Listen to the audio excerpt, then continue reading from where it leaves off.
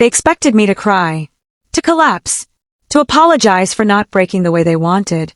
But when my husband and my sister lost a baby together, they didn't ask how I was holding up. They decided I was the villain, because I didn't perform grief on command. And that was the moment everything in my marriage and my family began to unravel. Family always tells you who you're supposed to be in moments of tragedy. The strong one, the quiet one, the one who understands, the one who doesn't make things about herself. But what happens when you've been grieving silently for years, and the moment everyone else finally feels pain, they turn around and accuse you of not caring? My name is Nia, and before this story goes any further, if you've ever been the one expected to stay strong while everyone else fell apart, take a moment to subscribe to this channel. Because here on Tales by Laura, we tell the stories people are afraid to say out loud. Now, the day my husband and my sister announced they'd lost a pregnancy, something inside me didn't shatter. It solidified, because while they were mourning out loud, no one noticed the losses I had buried quietly. The ones I was never allowed to talk about. The ones that didn't come with sympathy, hospital rooms, or prayers. Instead, I was judged, labeled cold, accused of being heartless. This isn't just a story about miscarriage. It's a story about who gets grace, who gets silence, and what happens when a woman finally stops apologizing for surviving quietly. So stay with me, because this story will change the way you see family, grief, and the cost of always being the strong one. Welcome back to Tales by Laura. My name is Nia Carter. I was 36 years old, married for 7 years, living in a quiet suburb outside Briarwood, Illinois, in a house that always smelled faintly of lemon cleaner and old promises. That was the day my husband and my younger sister lost a baby. And apparently, I lost my right to feel anything the way I felt it. It started with a phone call I didn't answer. I was at work, an administrative manager at Halstead & Rowe Consulting, a mid-sized firm that loved the word family but never acted like it. I was knee-deep in payroll discrepancies when my phone buzzed on my desk. Once, twice, 3 times. The caller ID read Marlon. My husband. I silenced it, not because I didn't care, but because Marlon had developed a habit of calling repeatedly over small things. Forgotten passwords, locked keys, the kind of inconveniences that somehow always became my responsibility. A few minutes later, my phone buzzed again. This time, it was a text. Call me. It's important. Something in my chest tightened. Not panic, just irritation wrapped in fatigue. I finished reconciling the last column, saved my work, and stepped into the hallway before calling him back. Marlon, I said the moment he answered. I'm in the middle of... She lost it. His voice was flat. Too flat. I leaned against the cool wall, the hum of the fluorescent lights suddenly louder. Lost what? I asked. There was a pause. Then he said it. The baby. Simone lost the baby. The hallway felt longer somehow, like the walls had shifted an inch farther apart. Oh, I said. Just that. Oh. I waited for something else to rise up in me. Shock. Sadness. Even anger. But what I felt was distant. Muted. I'm at the hospital with her, Marlon continued. She's a mess. I don't know what to do. I picture my sister Simone Carter, 32, dramatic, expressive, always the loudest emotion in any room, curled up in a hospital bed, tears streaking her face, nurses speaking in soft voices around her. I knew the scene. I'd lived variations of it my entire life. Is she okay physically? I asked. Another pause. Yeah. They said she'll recover. Then that's good, I replied. That was when the silence on the line shifted. It wasn't empty anymore. It was offended. That's all you have to say? Marlon asked. I frowned. What do you want me to say? He exhaled sharply. Nia, she just lost a child. I didn't correct him. I didn't say our child. I didn't say your child. Because that conversation wasn't ready yet. I'm sorry she's hurting, I said carefully. I really am. That doesn't sound like it. Something in his tone rubbed against a nerve that had already been raw for months. I'm at work, Marlon, I said. If there's something you need me to do. I need you to care, he snapped. There it was. The accusation. I closed my eyes. I do care. No, you don't, he cut in. If you did, you'd be here. You'd be reacting. You'd be upset. I looked at the beige wall in front of me, at the faint scuff marks from years of people passing through, all carrying their own quiet disasters. I'll come by after work, I said. If Simone wants to see me. He didn't respond right away. Then colder now, he said. She noticed you haven't asked how far along she was. The words landed heavier than they should have. Because I had known. 14 weeks. Just past the point where Simone started telling extended family. Just past the point where congratulations replaced caution. I know, I said. Then why don't you sound like it matters? Because it didn't feel real. Not to me. Not yet. Let's talk later, I said finally. I'm not doing this over the phone. I hung up before he could say anything else. At my desk, the numbers on my screen blurred slightly, but I blinked it away. I wasn't crying. I wasn't numb either. I was unsettled. The truth I didn't say out loud was this. I had been living with an ache for so long that other people's pain didn't always register the way it was supposed to. Especially when it came from Simone. Simone, who had never once asked how I was doing after my third fertility appointment came back inconclusive. Simone, who had announced her pregnancy at a family barbecue by clinking a glass and saying, "Looks like I won't be drinking this summer," while everyone screamed and cried and hugged her. Simone, who had hugged me last, tight and brief, then whispered, "Don't worry, sis. It'll happen for you someday." Like it was a favor she was granting me. I packed up my bag at 5:30 sharp. By the time I drove to Mercy Heights Medical Center, the sun was sinking low, painting the sky a soft pink that felt insulting in its calmness. Marlon was in the waiting area when I arrived. He stood the moment he saw me, eyes red, jaw tight. "You're late," he said. I checked my watch. I came as soon as I could. He didn't respond to that. Instead, he gestured toward the hallway. "She's in room 417. I nodded and started walking. "Nia!" he called after me. I turned. His eyes searched my face, like he was looking for something specific. "Try not to be cold," he said. That word again. Cold. As if I had chosen it. As if it hadn't grown around me slowly, layer by layer, over years of swallowing disappointment quietly. I didn't answer him. Inside the room, Simone lay propped up against pillows, her hair wrapped in a silk scarf, her face blotchy from crying. Our mother wasn't there yet. Neither was anyone else. Just me. Her eyes flicked toward me as I entered.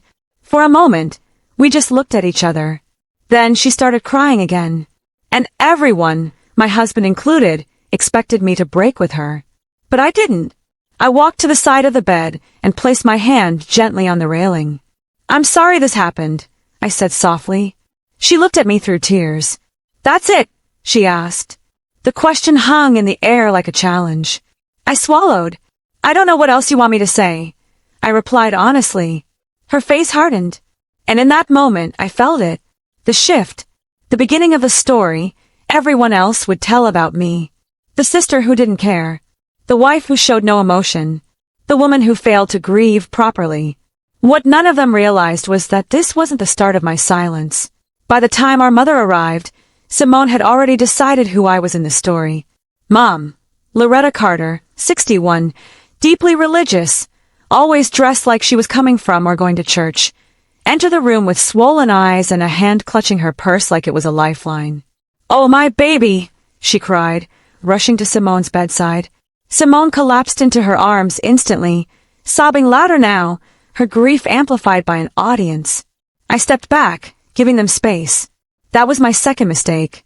Mom glanced at me over Simone's shoulder. Her eyes narrowed, not in anger, but in confusion that was quickly hardening into judgment. "Nia," she said sharply, "why are you standing way over there?" "I didn't want to crowd her," I replied. Simone sniffed dramatically. "She's been like that since she got here." Mom pulled back, just enough to look at me fully. "Like what?" "Distant," Simone said. "Cold." There it was again. I exhaled slowly. I said I was sorry. I asked how she was physically. I came. "That's not comfort," Mom said. "That's obligation." Marlon stood near the door, arms crossed, watching the exchange like a referee who had already picked a side. I felt suddenly outnumbered. "Everyone grieves differently," I said evenly. Simone laughed bitterly. "You're not grieving, Nia. You're acting like this is just news. Because to me it was. I didn't say that. Mom shook her head. This baby mattered. It was life. I know that, I said. Do you? Simone snapped. Because when I told you I was pregnant, you barely smiled. The room went quiet. I looked at her. Really looked at her. That's not true, I said. You congratulated me like I got a promotion, she shot back. No tears. No excitement. Just polite. Marlon shifted uncomfortably. Simone. No, she said. I need to say this. She turned to me, eyes sharp now instead of wet. You've been weird about this from the beginning. And now this happens, and you don't even seem affected. Mom's lips pressed into a thin line. Is there something you want to tell us, Nia? Yes. But not like this. Not in this room. Not while Simone was still bleeding and hurting and looking for someone to blame. This isn't about me, I said quietly. It's about Simone. Simone scoffed. Everything's always about you. That one landed deeper than she knew. Because it was never true. Not growing up. Not now. I left the room shortly after that, not dramatically, just quietly. I told the nurse at the desk that I'd stepped out for air and walked down the hall until the smell of antiseptic made my head ache. Marlon followed me a few minutes later. You didn't have to leave, he said. Yes, I did, I replied. He leaned against the wall across from me. They're hurting. So am I said. He looked startled. From what? The question stunned me. From what? I laughed softly, not because it was funny, but because it was absurd. Never mind, I said. He frowned. Nia, you're being unfair. Am I? I asked. Or am I just not performing the right emotions? That's not what this is. Then what is it? I pressed. Because it feels like I'm being punished for not crying on cue. He rubbed his face. You could try being more supportive. I showed up, I said. I spoke kindly. I didn't make this about me. That's the problem, he said. You don't make anything about you. You don't let anyone in. That stung. You don't know what you're talking about. Then help me understand, he said. Because from where I'm standing, my wife doesn't care that her sister lost a baby. I turned to him fully now. Did you ever care, I asked slowly, that I lost 3 pregnancies before anyone knew they existed? His mouth opened, then closed, because I had never told him that. Not directly. I had mentioned appointments, hormone shots, doctor visits, but I had never said the word loss, because no one had ever stayed long enough in the conversation for it to matter. Nia, he said. I didn't tell anyone, I continued. Not Mom. Not Simone. Not even you. Because every time I tried, there was always something louder going on. That's not the same, he said weakly. It is to me, I replied. I learned how to grieve quietly. Alone. Without applause. He looked away. I didn't know, he said. You didn't ask, I replied.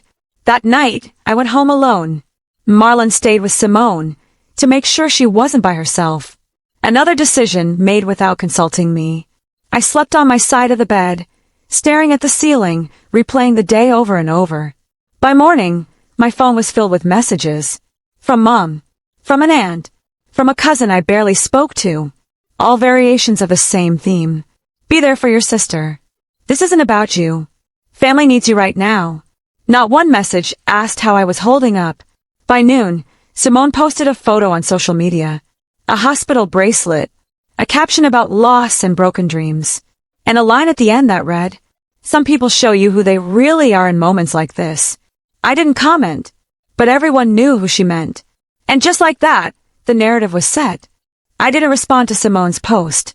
Not because I was above it, but because I knew if I typed even one sentence, it would turn into a war I wasn't ready to fight in public. Instead, I went to work. That Monday, the office felt unusually loud. Every laugh grated. Every casual conversation felt inappropriate, like the world hadn't gotten the memo that my family was unraveling. Around mid-morning, my supervisor, Denise Whitmore, stopped by my desk. I heard about your sister, she said softly. I'm so sorry.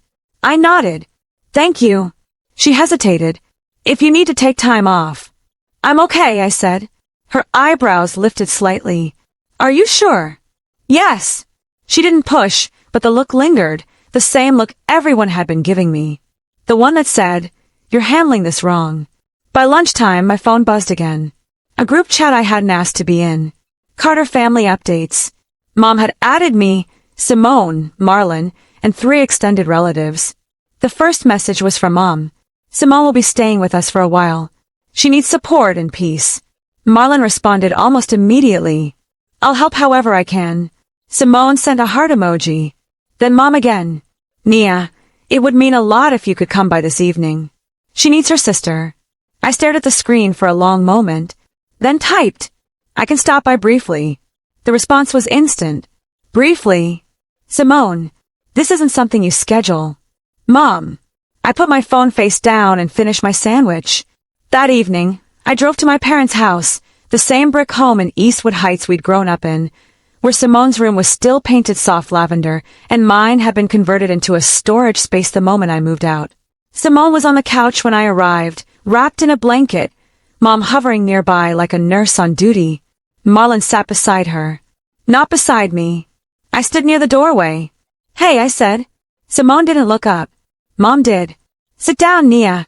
I did. The silence stretched. Then Simone spoke. I don't understand you, she said quietly. I looked at her. What do you want me to say? I want you to admit you don't care, she said.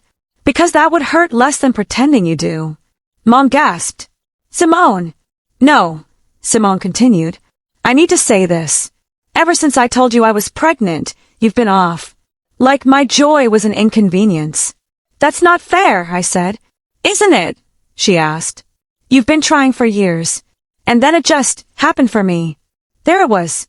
The thing no one had said out loud. Mom shifted uncomfortably. Marlon's jaw tightened. You think I resent you, I said. I know you do, Simone replied. I laughed once. Sharp. Unpleasant. You really think I wanted this? I asked. That I'd wish this kind of pain on you? You didn't stop it, she snapped. The room went still. What does that even mean? I asked. You were distant, she said. You weren't excited. You didn't pray with me. You didn't speak life over my pregnancy. I stared at her. So now I caused your miscarriage because I didn't perform happiness correctly?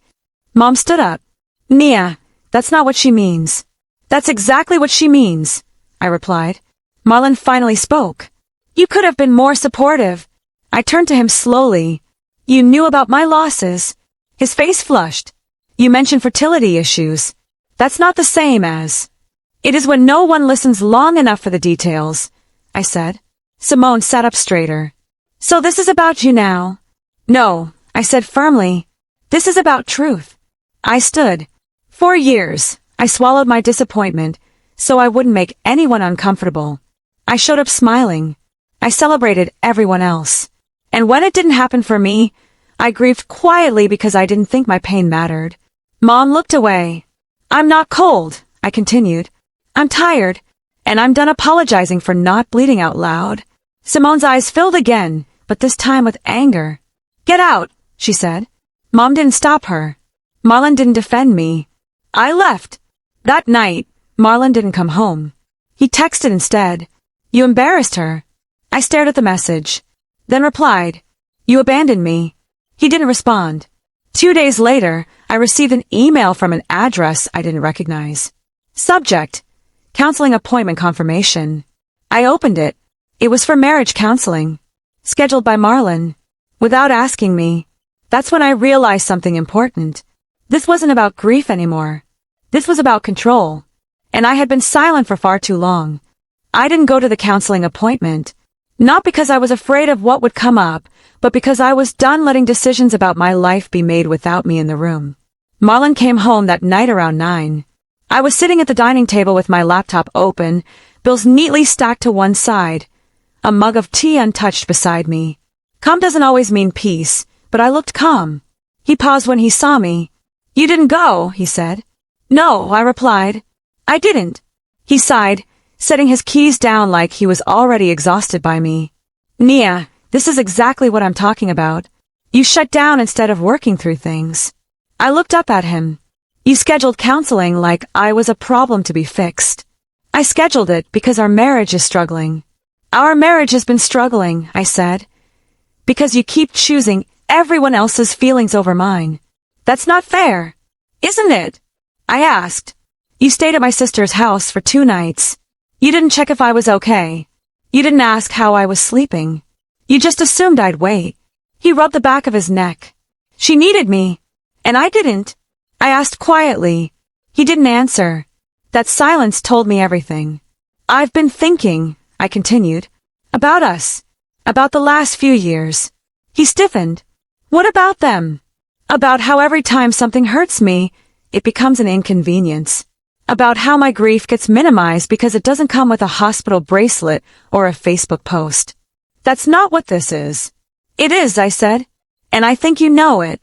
He sat across from me, frustration flashing across his face. You're acting like we've never supported you. You supported the idea of me, I replied. The quiet wife. The strong one. The one who doesn't need much. He scoffed. That's ridiculous. Then tell me, I said, when was the last time you asked me if I was okay, without it being tied to someone else? He opened his mouth, then closed it. I stood. I lost 3 pregnancies, Marlon. 3. And I processed all of them alone because every time I tried to talk, there was always something louder going on. He looked stunned. Why didn't you tell me? I did, I said. Just not in a way you were listening for. He leaned back, shaking his head. You're rewriting history. No, I said. I'm finally telling it clearly. The next morning, my mother called. I don't like how things were left, she said. You owe your sister an apology. I smiled faintly. For what? For being insensitive? Mom, I said gently, I'm done apologizing for surviving quietly. She went silent. Then colder. You're letting bitterness change you. No, I replied. I'm letting honesty free me.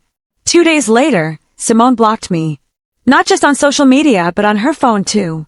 The final cut. And instead of breaking, something in me settled. That weekend, I met with a lawyer. Not for drama. For clarity. I needed to know where I stood, financially, legally, emotionally. What I learned surprised even me. I made more than Marlon.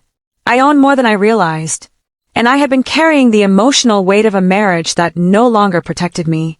When I told Marlon I wanted space, he laughed. You're overreacting, he said. This will blow over. No, I said. This is blowing open.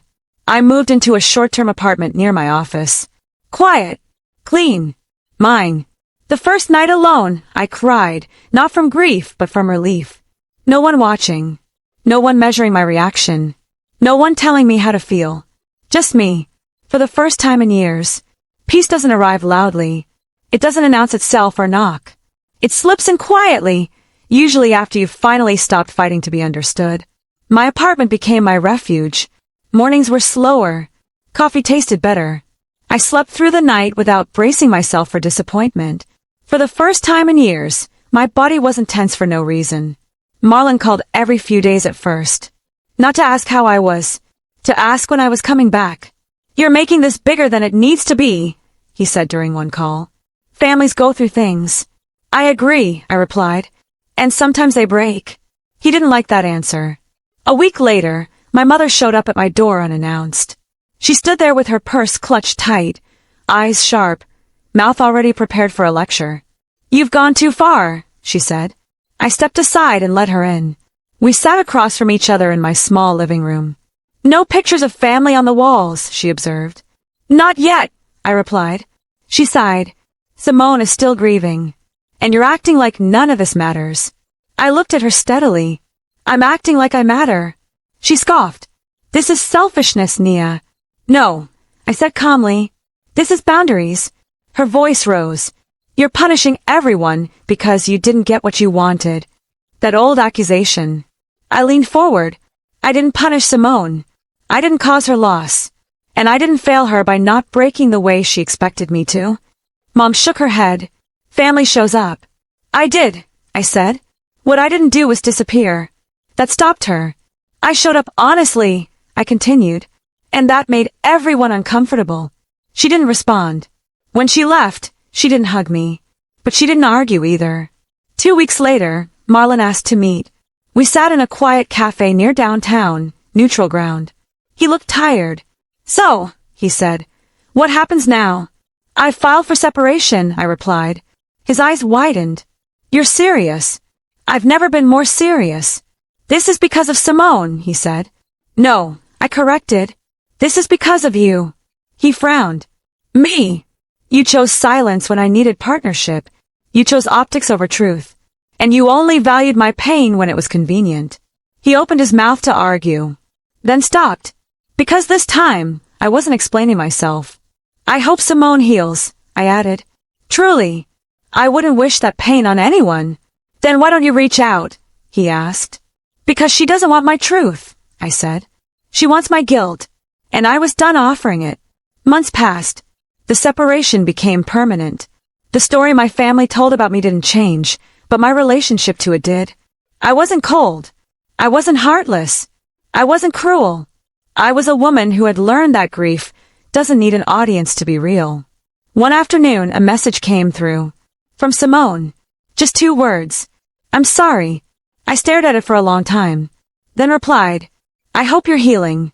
Nothing more. Because closure doesn't always look like reconciliation. Sometimes it looks like peace without permission. And for the first time in my life, that was enough. If this story touched something personal for you, if you've ever been labeled cold because you didn't grieve the way others expected, or if you've been the one carrying pain quietly while everyone else demanded strength, please take a moment to like this video. It tells the algorithm this story matters. And I want to hear from you. Comment below. Your words might be the validation someone else needs. And if you haven't already, subscribe to Tales by Laura because this channel is for the stories that don't get sympathy cards. This story wasn't about who cried the hardest. It was about who was never allowed to cry at all. And sometimes, choosing yourself doesn't look like anger or revenge. It looks like quiet distance, firm boundaries, and the courage to stop explaining your pain. If this story stayed with you, share it with someone who needs to hear they're not heartless for healing differently. Until next time, protect your peace, honor your truth, and remember, you're always welcome here. This is Tales by Laura.